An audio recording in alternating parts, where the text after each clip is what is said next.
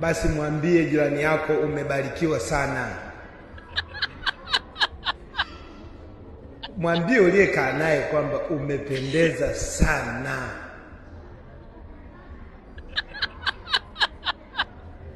Mwambie na kupenda sana kwa upendo wa Yesu Kristo.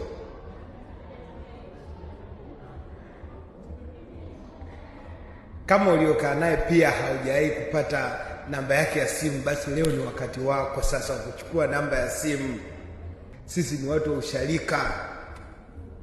Chukua namba yake.